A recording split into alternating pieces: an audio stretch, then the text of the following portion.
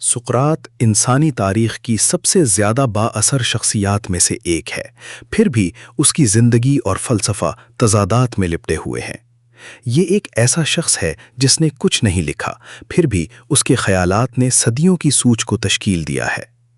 5ویں صدی قبل مسیح کے دوران ایتھنز کے متحرک شہر میں رہتے ہوئے، جو کہ عظیم فکری، سیاسی اور ثقافتی ترقی کا دور تھا، سقراط دولت، طاقت یا رتبے کی وجہ سے نہیں، بلکہ اپنے ارد گرد کی دنیا کے بارے میں مسلسل سوالات اٹھانے کی وجہ سے نمایاں ہوا۔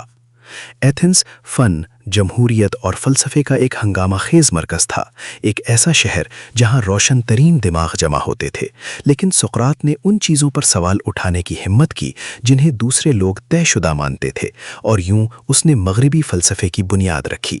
آپ موسمیاتی تبدیلیوں سے نمٹنے کے بہترین طریقے پر ایک گرما گرم بحث کر رہے ہیں۔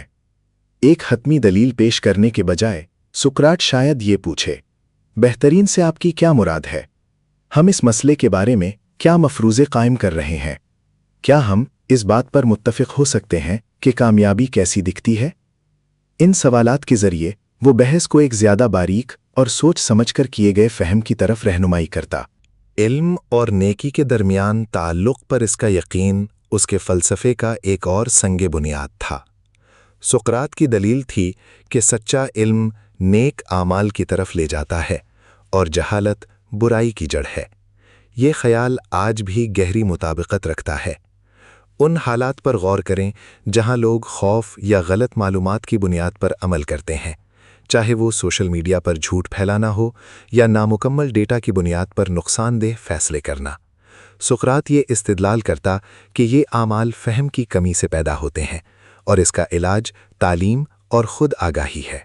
اپنے ہم عصروں اور جانشینوں کی نظر سے دیکھا جائے تو سقراط ایک گہری پیچیدگی والی شخصیت کے طور پر ابھرتا ہے، جس میں ہر عکاسی اس کی پراسرار شخصیت اور فلسفیانہ نقطۂ نظر کی تفہیم میں ایک پرت کا اضافہ کرتی ہے۔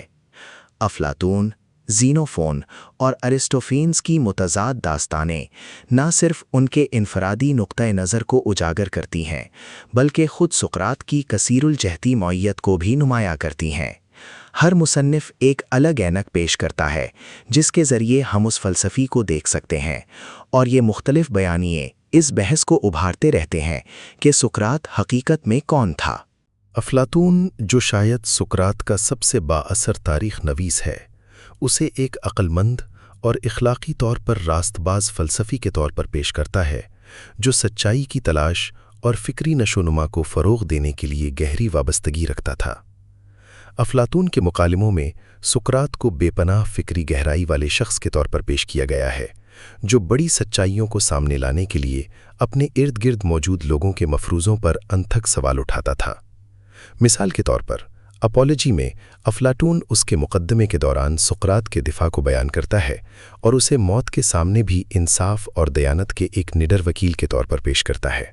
سقراط کا پرسکون رویہ، اپنے اصولوں کے ساتھ اس کی غیر متزلزل وابستگی اور سچائی کے معاملات پر سمجھوتا کرنے سے اس کا انکار افلاطون کی عکاسی کی نمایاں علامات ہیں۔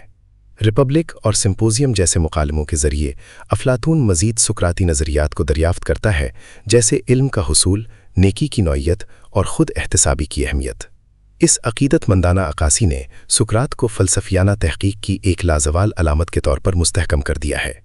اس کے بالکل برعکس ارسطوفینز اپنے ڈرامے دی کلاؤڈز میں سقراط پر ایک تنقیدی اور مزاحیہ نقطۂ نظر پیش کرتا ہے۔ یہاں سقراط کو ایک ایسے سوفسطائی کے طور پر پیش کیا گیا ہے جو نوجوانوں کو گمراہ کرتا ہے اور بیہودہ فکری مشقوں میں مصروف رہتا ہے۔ ارسطوفینز سقراط کو ایک ایسی شخصیت کے طور پر پیش کرتا ہے جو عملی حقیقت سے کٹا ہوا ہے، کوئی ایسا شخص جو اپنا وقت بے معنی خیالات پر غور کرنے میں صرف کرتا ہے، جیسے یہ ناپنا کہ ایک پسو کتنی دور چھلانگ لگا سکتا ہے یا بادلوں کی حرکت پر غور کرنا۔ یہ طنزیہ عکاسی اگرچہ مزاحیہ اثر کے لیے مبالغہ آمیز ہے، سقراط کی زندگی کے دوران اس کے بارے میں کچھ عوامی جذبات کی عکاسی کرتی ہے۔ ارسطوفینز کا سقراط افلاطون کے ہاں دیکھا جانے والا سچائی کا نیک متلاشی یا زینوفون کے بیان کردہ عاجز استاد نہیں ہے، اس کے بجائے وہ تمسخر کا نشانہ ہے جو فلسفیانہ تحقیق کی نوعیت کے بارے میں ایتھنز کے عوام کے خوف اور غلط فہمیوں کو مجسم کرتا ہے۔ اگرچہ یہ عکاسی کم خوشگوار ہے، لیکن یہ اس سماجی سیاق و سباق کو سمجھنے کے لیے انتہائی اہم ہے جس میں سقراط رہتا تھا، اور اس کی حتمی سزائے موت کے پیچھے چھپی وجوہات کو سمجھنے کے لیے۔ ان عکاسیوں کے فرق سقراط کے طرز زندگی اور طرز عمل پر بھی روشنی ڈالتے ہیں، جنہیں اکثر عجیب و غریب سمجھا جاتا تھا۔ افلاطون اور زینوفون اس کی مادی پرستی کو مسترد کرنے اور فکری اور اخلاقی جستجو پر توجہ مرکوز کرنے کا جشن مناتے ہیں۔ مثال کے طور پر دونوں مصنفین سقراط کی سخت حالات میں بھی ننگے پاؤں چلنے کی عادت اور بغیر کسی شکایت کے انتہائی موسم کو برداشت کرنے کی صلاحیت کو بیان کرتے ہیں۔ یہ جسمانی لچک، جسمانی تکلیف سے اس کی بے نیازی اور ذہن کی زندگی کے لیے اس کی لگن کی علامت تھی۔ زینوفون نے یہ بھی نوٹ کیا کہ سقراط نے اپنا موازنہ ایک دائی سے کیا جو محتاط پوچھ گچھ اور مکالمے کے ذریعے دوسروں کو ان کے خیالات کو جنم دینے میں مدد کرتا ہے۔ یہ استعارہ حتمی جوابات فراہم کرنے والے کے بجائے فکری نشوونما کے سہولت کار کے طور پر سقراط کے کردار کو واضح کرتا ہے۔ تاہم ارسطوفینس کے ہاں سقراط کی عجیب و غریب حرکتوں کی عکاسی ایک زیادہ طنزیہ رنگ اختیار کر لیتی ہے۔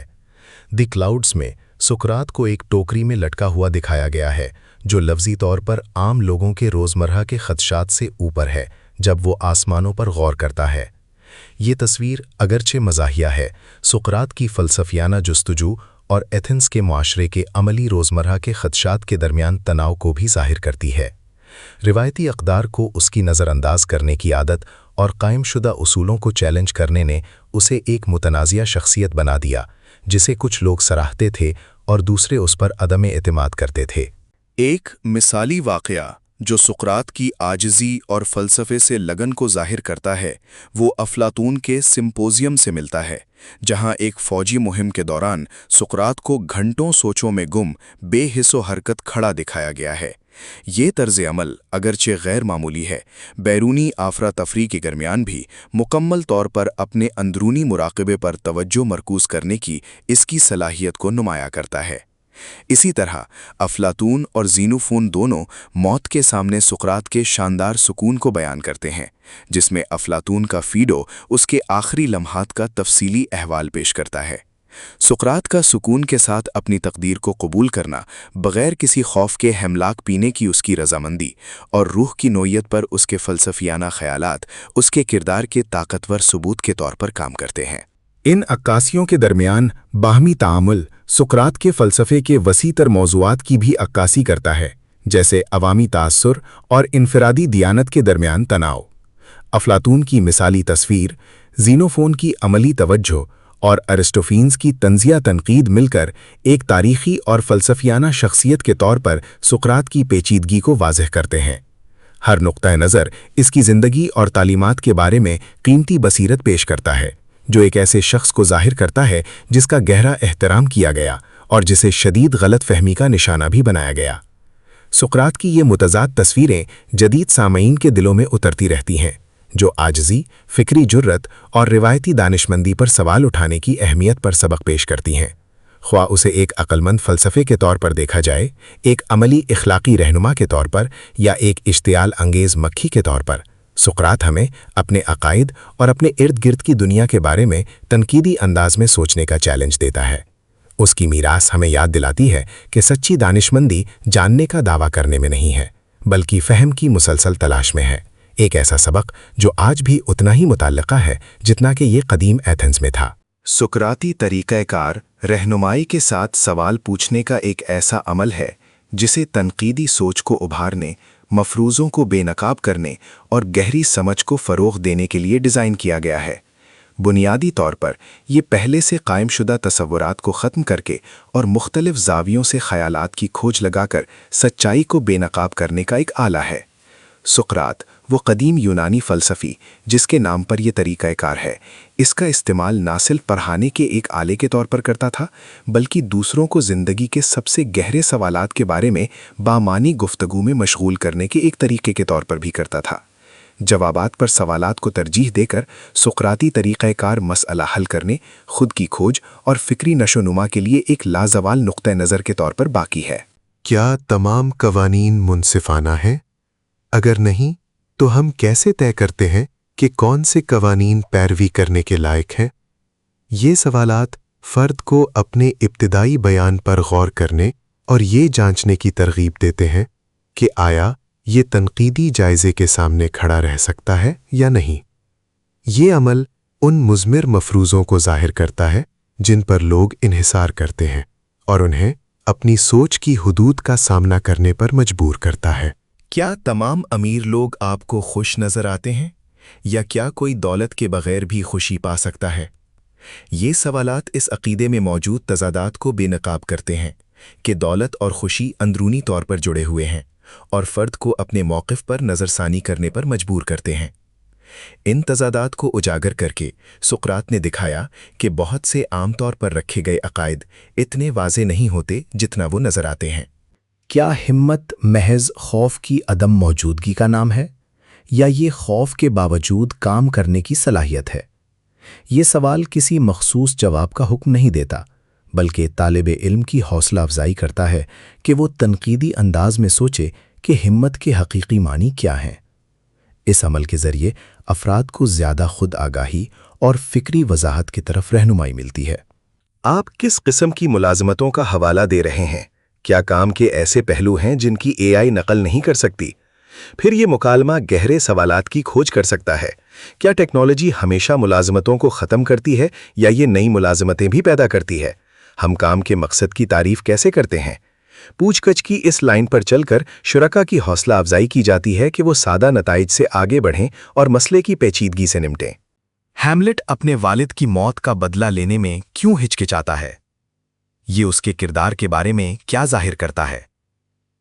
یہ سوالات طلباء کی حوصلہ افزائی کرتے ہیں کہ وہ متن کا گہرائی سے تجزیہ کریں اور اپنی تشریحات تیار کریں، جس سے ڈرامے کی ایک بھرپور تفہیم کو فروغ ملتا ہے۔ گاہک کے اطمینان سے ہماری کیا مراد ہے؟ ہم فی الحال اسے کیسے ماپتے ہیں؟ وہاں سے وہ ممکنہ اسباب تلاش کر سکتے ہیں۔ کیا ہمیں موصول ہونے والے تاثرات میں کوئی خاص پیٹرن موجود ہیں؟ کیا اندرونی عمل اس مسئلے میں حصہ ڈال رہے ہیں؟ منظم طریقے سے مفروضوں پر سوال اٹھا کر اور تضادات کی نشاندہی کر کے ٹیم بنیادی اسباب کو بے نقاب کر سکتی ہے اور زیادہ مؤثر حل تیار کر سکتی ہے۔ آپ کبھی گھر کے کاموں میں مدد نہیں کرتے۔ دفاعی رد عمل ظاہر کرنے کے بجائے دوسرا ساتھی پوچھ سکتا ہے، آپ کو کیا لگتا ہے کہ میں کن مخصوص کاموں کو نظر انداز کر رہا ہوں؟ ہم ذمہ داریوں کو زیادہ منصفانہ طریقے سے کیسے تقسیم کر سکتے ہیں؟ یہ سوالات توجہ کو الزام تراشی سے ہٹا کر تعمیری مسئلہ حل کرنے کی طرف منتقل کرتے ہیں اور ہمدردی اور تعاون کو فروغ دیتے ہیں۔ سقراطی طریقہ کار کی دیرپا مطابقت کسی بھی ایسے سیاق و سباق کے مطابق ٹھلنے کی اس کی صلاحیت میں مضمر ہے جہاں تنقیدی سوچ اور مکالمے کی قبر کی جاتی ہے۔ مختصر بیانات اور منقسم آراء کے غلبے والی دنیا میں یہ نقطہ نظر گہری سمجھ اور بامانی گفتگو کا راستہ پیش کرتا ہے۔ چاہے اس کا اطلاق فلسفیانہ بحثوں، پیشہ ورانہ چیلنجوں یا ذاتی ترقی پر کیا جائے، سقراطی طریقہ کار ہمیں تجسس اپنانے، مفروضوں پر سوال اٹھانے اور اپنی سوچ میں زیادہ وضاحت کے لیے کوشش کرنے کی دعوت دیتا ہے۔ سقراط کی میراث ہمیں سکھاتی ہے کہ دانشمندی کا آغاز اس بات کو تسلیم کرنے سے ہوتا ہے کہ ہم کیا نہیں جانتے۔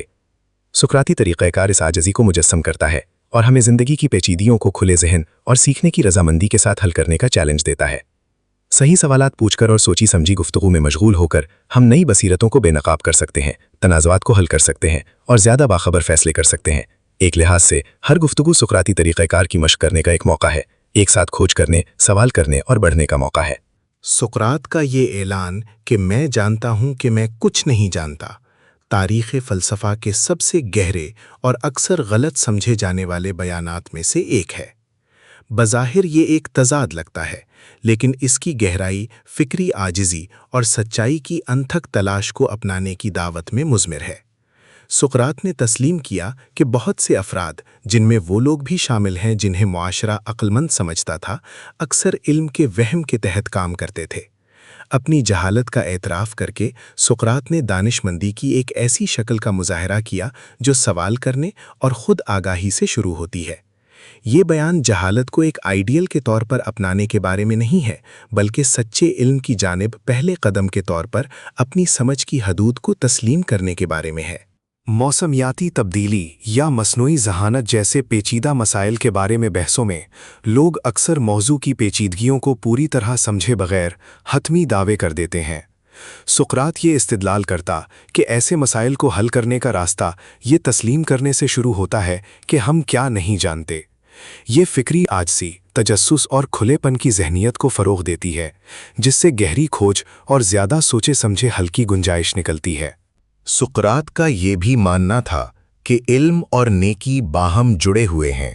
اس کے نزدیک سچا علم نیک عمل کی طرف لے جاتا ہے اور جہالت اخلاقی ناکامی کی جڑ ہے۔ علم اور نیکی کے درمیان اس تعلق کی مثال ایتھنز میں مختلف شخصیات کے ساتھ اس کی گفتگو میں ملتی ہے، جہاں اس نے سوالات کا استعمال نہ صرف ان کی منطق کی خامیوں کو ظاہر کرنے کے لیے کیا، بلکہ ان کے عقائد کے اخلاقی مضمرات کو بھی اجاگر کیا۔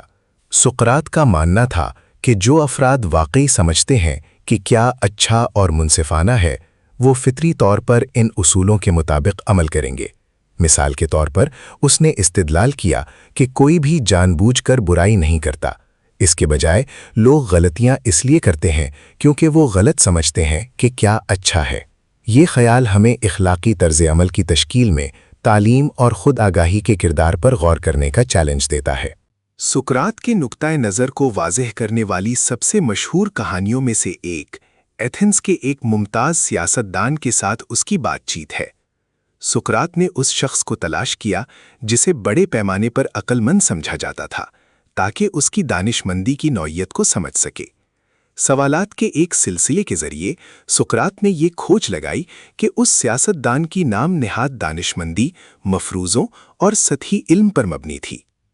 اس شخص نے طرز حکمرانی اور انصاف کو سمجھنے کا دعویٰ کیا، لیکن جب سقراط نے اسے ان تصورات کی تعریف کرنے یا ان کے عملی اطلاق کی وضاحت کرنے کو کہا تو وہ لڑکھڑا گیا۔ ان کی گفتگو کے اختتام تک یہ واضح ہو گیا کہ وہ سیاستدان حقیقت میں وہ نہیں جانتا تھا جس کے جاننے کا اس نے دعویٰ کیا تھا۔ یہ بات چیت حد سے زیادہ خود اعتمادی کے خطرے اور اختیار پر سوال اٹھانے کی قدر کو اجاگر کرتی ہے، ایک ایسا سبق جو عصری سیاست اور قیادت میں بھی گونجتا ہے۔ ان بات چیت کے ذریعے سقراط نے یہ دکھایا کہ سچے علم کے لیے گہرائی اور وسعت دونوں کی ضرورت ہوتی ہے۔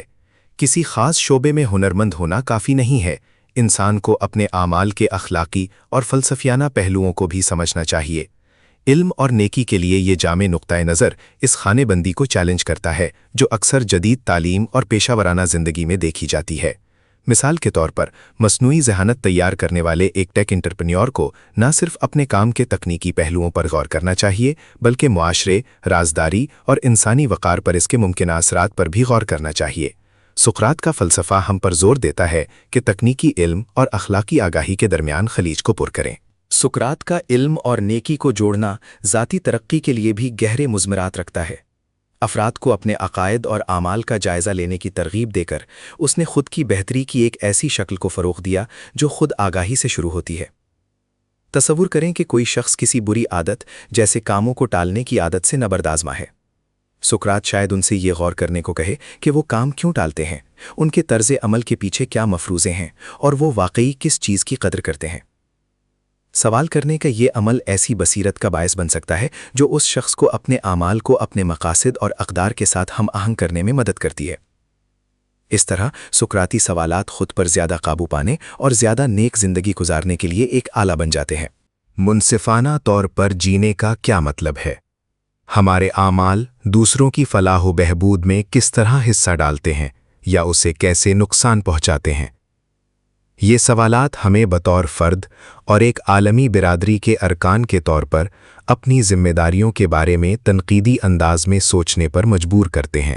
سقراط کے فلسفے کی پائیدار مطابقت سوچ بچار کو ابھارنے اور عمل کی ترغیب دینے کی اس کی صلاحیت میں مضمر ہے۔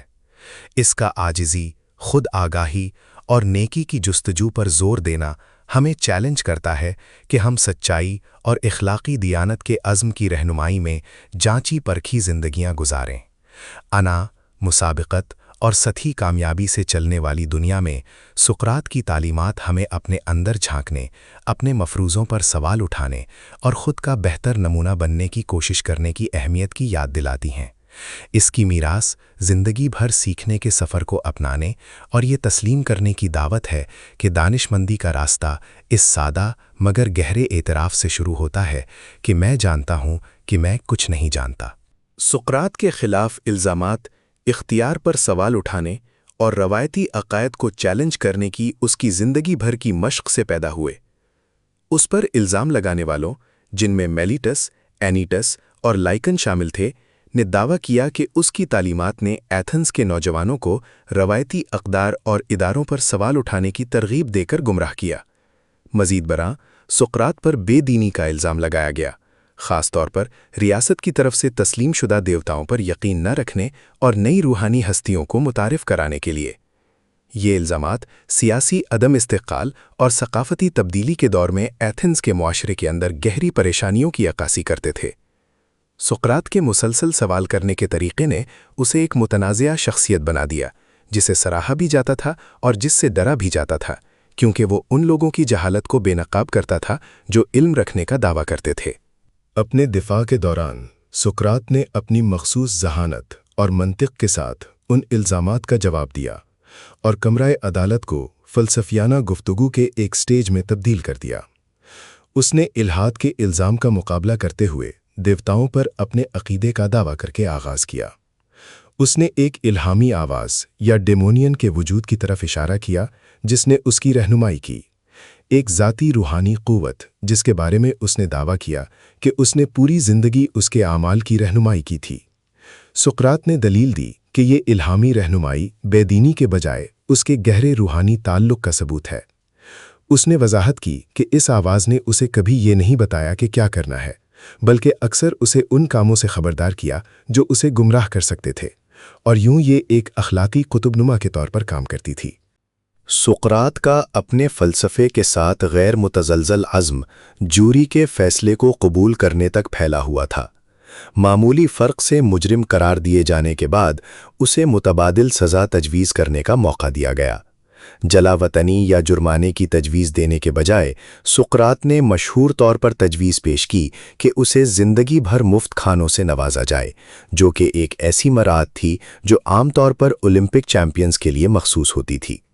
اس جرت مندانہ تجویز نے اس کے کام کی اہمیت پر اس کے یقین اور اپنی دیانت پر سمجھوتا کرنے کی اس کی عدم رضامندی کو اجاگر کیا۔ جب جوری نے اسے موت کی سزا سنائی تو سقراط نے اس فیصلے کو غیر معمولی سکون کے ساتھ قبول کیا اور اسے اپنے مشن کا ناگزیر نتیجہ سمجھا۔ ہیملاک کے ذریعے سقراط کی پھانسی فلسفیانہ تاریخ کے سب سے ڈرامائی لمحات میں سے ایک کے طور پر باقی ہے۔ افلاطون کے فیڈو کے مطابق سقراط نے اپنے آخری گھنٹے اپنے پیروکاروں کے ساتھ روح کی نوعیت اور موت کے بعد کی زندگی پر بحث کرتے ہوئے گزارے، جو موت کے سامنے بھی سچائی کی تلاش کے لیے اس کے غیر متزلزل عزم کا مظاہرہ تھا۔ اس نے استدلال کیا کہ موت سے ڈرنا نہیں چاہیے، کیونکہ یہ یا تو عدم وجود کی ایک پرسکون حالت تھی یا ایک اور دائرے میں منتقلی تھی جہاں روح اپنا سفر جاری رکھے گی۔ سقراط کے لیے ایک فلسفی کا کام دانشمندی اور نیکی کے حصول کے ذریعے روح کو پروان چڑھا کر موت کے لیے تیاری کرنا تھا۔ جیسے ہی اس کی پھانسی کا وقت قریب آیا، سقراط نے اپنا سکون برقرار رکھا، اپنے پریشان حال دوستوں کو تسلی دی اور انہیں اپنی فلسفیانہ جستجو پر سچے رہنے کی ہدایت کی۔ اس نے بغیر کسی ہچکچاہٹ کے سکون کے ساتھ ہیملاک پی لیا اور اس جرت اور دیانت کو مجسم کیا تھا جس نے اس کی زندگی کی وضاحت کی تھی۔ اس کے آخری الفاظ، جیسا کہ افلاطون نے ریکارڈ کیے ہیں، شفا کے دیوتا ایسکلیپیس کو قربانی پیش کر کے قرض کی ادائیگی کی درخواست تھے۔ اس اشارے کو اس شفا کے لیے تشکر کی علامت کے طور پر تبدیل کیا گیا ہے جو موت لائے گی اور روح کو جسمانی جسم کی حدود سے آزاد کرے گی۔ سقراط کا مقدمہ اور موت جرت، دیانت اور سچائی کی جستجو پر گہرے سبق پیش کرتے ہیں۔ موت کے سامنے بھی اپنے اصولوں کو ترک کرنے سے اس کا انکار اس بات کی ایک طاقتور یاد دہانی کے طور پر کام کرتا ہے کہ اپنے عقائد کی رہنمائی میں زندگی گزارنا کتنا اہم ہے۔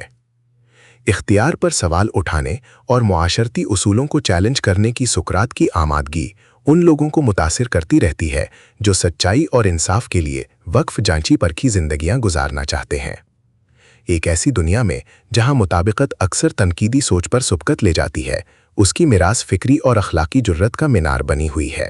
سقراط کا فلسفہ اگرچہ قدیم ایتھنز میں چڑھا ہوا ہے، جدید دنیا میں گہرے طور پر متعلقہ ہے، جو اس بات کی بصیرت پیش کرتا ہے کہ ہم کس طرح پیچیدہ الجھنوں کا راستہ تلاش کریں، عاجزی کو اپنائیں اور اخلاقی زندگی پر غور کریں۔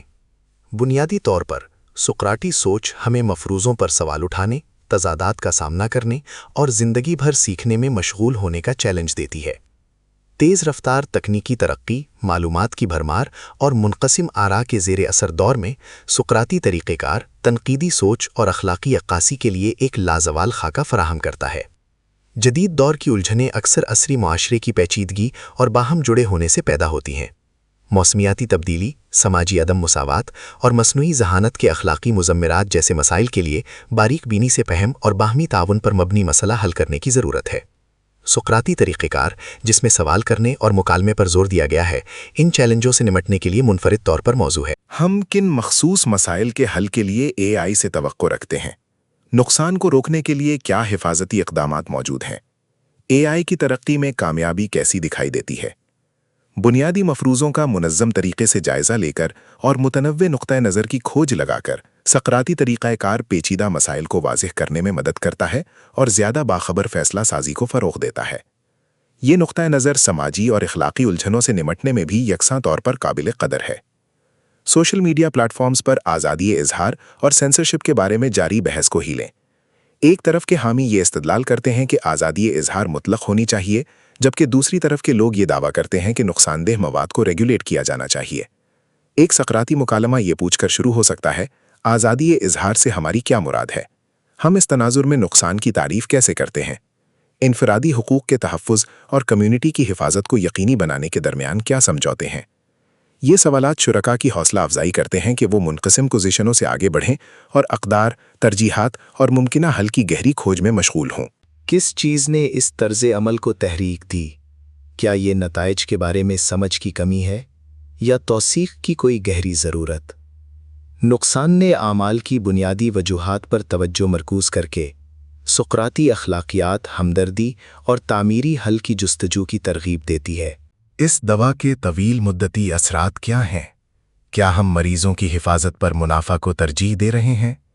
اخلاقی معیار کو برقرار رکھنے کے لیے ایک سائنسدان کے طور پر میری کیا ذمہ داری ہے؟ یہ سوالات سائنسدان کو اس مسئلے کو بے نقاب کرنے کی طرف لے جاتے ہیں۔ رد عمل کا سامنا کرنا پڑتا ہے، لیکن بالآخر کارپوریٹ احتساب کے بارے میں ایک وسیع تر گفتگو کو جنم دیتا ہے۔ یہ کہانی سچائی اور دیانت کے تحت سقراط کی وابستگی کی عکاسی کرتی ہے، یہاں تک کہ جب اس کی بڑی ذاتی قیمت چکانی پڑتی ہے۔ سقراط کے فلسفے کا کلیدی سبق خود شناسی اور تنقیدی سوچ کی اہمیت ہے۔ ایک ایسی دنیا میں جہاں فوری جوابات اور فوری تسکین اکثر سوچ بچار پر حاوی ہو جاتی ہے، سقراط ہمیں یاد دلاتا ہے کہ سب سے بامعنی بصیرت صحیح سوالات پوچھنے اور زندگی کے چیلنجوں کی پیچیدگی کو اپنانے سے آتی ہے۔ اس کی تعلیمات ہمیں تجسس اور عاجزی کے ساتھ مشاکل سے رجوع کرنے، مکالمے اور تعاون کی قدر کو پہچاننے اور اپنے اعمال میں اخلاقی دیانت کو ترجیح دینے کی ترغیب دیتی ہے۔ ایک سقراطی ذہنیت کو اپنانے کا مطلب مسلسل سیکھنے اور خود کو بہتر بنانے کی زندگی کا عہد کرنا ہے۔ اس کا مطلب نہ صرف اپنے ارد گرد کی دنیا پر بلکہ اپنے عقائد، تعصبات اور مفروضوں پر بھی سوال اٹھانا ہے۔ یہ نقطہ نظر ذاتی ترقی کو فروغ دیتا ہے، رشتوں کو مضبوط کرتا ہے اور ایک زیادہ سوچنے والے اور ہمدرد معاشرے میں حصہ ڈالتا ہے۔ خواہ جدید الجھنوں کا راستہ تلاش کرنا ہو، ذاتی مقاصد کا تعاقب کرنا ہو یا اخلاقی زندگی کے لیے جدوجہد کرنا ہو، سقراط کی دانشمندی ایک لازوال رہنمائی پیش کرتی ہے جو ہمیں جانچی پرکھی زندگیاں گزارنے اور سچائی کو اس کی تمام شکلوں میں تلاش کرنے کا چیلنج دیتی ہے۔ جیسے ہی ہم سقراط کی زندگی اور تعلیمات کے اس سفر کو ختم کرتے ہیں، آئیے ایک لمحے کے لیے اس گہرے اثر پر غور کریں جو اس نے مجموعی طور پر فلسفے اور انسانیت پر چھوڑا ہے۔ سقراط ایک ایسا شخص جس نے کبھی ایک لفظ نہیں لکھا، سچائی سے اپنی غیر متزلزل وابستگی، اختیار پر اس کے نڈر سوال اٹھانے اور انسانی علم کی حدود کو عاجزی سے تسلیم کرنے کے ساتھ صدیوں تک لاتعداد مفکرین کو متاثر کیا ہے۔ اس کی زندگی روایتی معنوں میں عظیم کامیابیوں میں سے ایک نہیں تھی۔ اس نے کوئی عہدہ نہیں رکھا، کوئی دولت اکٹھی نہیں کی اور کوئی تحریری میراث نہیں چھوڑی۔ پھر بھی اس کے خیالات نے مغربی سوچ کی بنیاد کو شکل دی ہے اور ایک ایسی دنیا میں گونجتے رہتے ہیں جو اس کی جانی پہچانی دنیا سے بہت مختلف ہے۔ سقراط کی پائیدار مطابقت اس کے لازوال اسباق میں مضمر ہے۔ اس نے ہمیں سکھایا کہ دانش مندی کا آغاز عاجزی، یہ تسلیم کرنے کی جرأت سے ہوتا ہے کہ ہم کیا نہیں جانتے۔ یہ خیال بظاہر سادہ مگر گہرے طور پر تبدیلی لانے والا ہے، جو ہمیں کھلے ذہنوں اور سیکھنے کی رضامندی کے ساتھ زندگی تک پہنچنے کی دعوت دیتا ہے۔ کٹر عقائد اور منقسم آراء سے تیزی سے منقسم ہوتی ہوئی دنیا میں سقراط ہمیں مکالمے کی طاقت اور مفروضوں پر سوال اٹھانے کی اہمیت کی یاد دلاتا ہے، چاہے وہ ایک گرما گرم سیاسی بحث ہو، ایک اخلاقی مخمسہ ہو یا ایک ذاتی چیلنج ہو۔ سقراطی طریقہ کار سوچی سمجھی عکاسی اور بامعنی گفتگو کے لیے ایک روڈ میپ پیش کرتا ہے۔ ہم واقعی کس چیز کی قدر کرتے ہیں؟ کیا ہم اپنے اصولوں کے مطابق زندگی گزار رہے ہیں؟ ایک اچھی زندگی گزارنے کا کیا مطلب ہے؟ یہ آسان سوال نہیں ہے، لیکن یہ ضروری ہے، اور سقراط ہمیں یاد دلاتا ہے کہ ان جوابات کی تلاش خود ایک عظیم کوشش ہے۔ سقراط ہمیں جرأت اور دیانت کے بارے میں بھی ایک طاقتور سبق دے کر جاتا ہے۔ اپنے اصولوں پر سمجھوتا کرنے کے بجائے موت کا سامنا کرنے کی اس کی آمادگی اس کے کردار کا ثبوت اور ہم سب کے لیے ایک الہام ہے۔ ایک ایسی دنیا میں جہاں اکثر ہجوم کی پیروی کرنا یا ذاتی فائدے کو ترجیح دینا آسان ہوتا ہے، سقراط ہمیں اپنی اقدار پر ثابت قدم رہنے اور جو حق ہے اسے تلاش کرنے کا چیلنج دیتا ہے، چاہے اس کی کوئی بھی قیمت ادا کرنی پڑے۔ اس کی زندگی اور موت اصلیت کو اپنانے اور مقصد اور معنی سے بھری زندگی کا تعاقب کرنے کی دعوت ہے۔ اگر سقراط کی اس کھوج نے آپ کے تجسس کو ابھارا ہے تو اسے فلسفے کی دنیا میں مزید گہرائی تک غوطہ لگانے کی اپنی دعوت سمجھیں۔ زندگی کی پیچیدگیوں کو عبور کرتے ہوئے، اپنے ارد گرد کی دنیا پر سوال اٹھاتے ہوئے اور خود کا بہترین نمونہ بننے کی کوشش کرتے ہوئے سقراط کو اپنا رہنما بننے دیں۔ فلسفہ صرف اسکالرز کے لیے ایک تجریدی نظم و ضبط نہیں ہے، یہ زندگی کا ایک طریقہ ہے، ذاتی ترقی کا ایک آلہ ہے اور ایک بہتر دنیا بنانے کا ایک ذریعہ ہے، اور آپ علم کے متلاشی کے طور پر اس میراث کو آگے لے جانے کی طاقت رکھتے ہیں۔ جب ہم رخصت لے رہے ہیں تو میں آپ کو ایک آخری خیال کے ساتھ چھوڑوں گا۔ سقراط کا ماننا تھا کہ سچائی اور نیکی کی تلاش سب سے بلند نصبالعین ہے۔ اس کے الفاظ میں ایک بغیر جانچی گئی زندگی جینے کے لائق نہیں ہے۔ ان الفاظ کو آپ کی اپنی زندگی کا جائزہ لینے، دانشمندی تلاش کرنے اور جرأت اور تجسس کے ساتھ دنیا تک پہنچنے کی ترغیب دینے دیں، کیونکہ آخر میں علم کی تلاش صرف دنیا کو سمجھنے کے بارے میں نہیں ہے، یہ خود کو سمجھنے کے بارے میں ہے۔ دیکھنے کا شکریہ، اور ہم آپ کو اگلی ویڈیو میں دیکھیں گے۔ متجسس رہیں، نڈر رہیں اور سوال کرتے رہیں۔